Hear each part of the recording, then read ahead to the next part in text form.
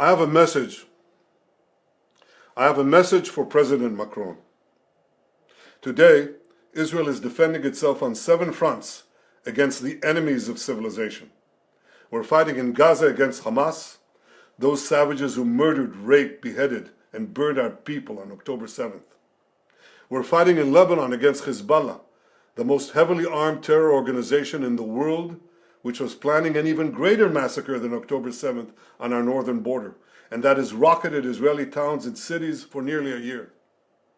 We're fighting against the Houthis in Yemen and the Shiite militias in Iraq and Syria that together have launched hundreds of drones and missile attacks against Israel. We're fighting against terrorists in Judea and Samaria who are trying to murder civilians in the heart of our cities. And we're fighting against Iran, which last week fired over 200 ballistic missiles directly at Israel, and which stands behind the 7-front war against Israel. As Israel fights the forces of barbarism led by Iran, all civilized countries should be standing firmly by Israel's side.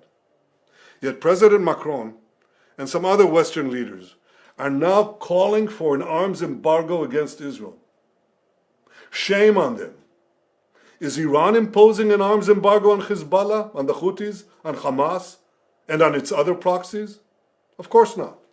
The axis of terror stands together. But countries who supposedly oppose this terror axis call for an arms embargo on Israel.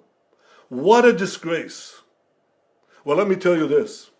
Israel will win with or without their support. But their shame will continue long after the war is won. For in defending ourselves against this barbarism, Israel is defending civilizations against those who seek to impose a dark age of fanaticism on all of us. Rest assured, Israel will fight until the battle is won, for our sake and for the sake of the peace and security of the entire world.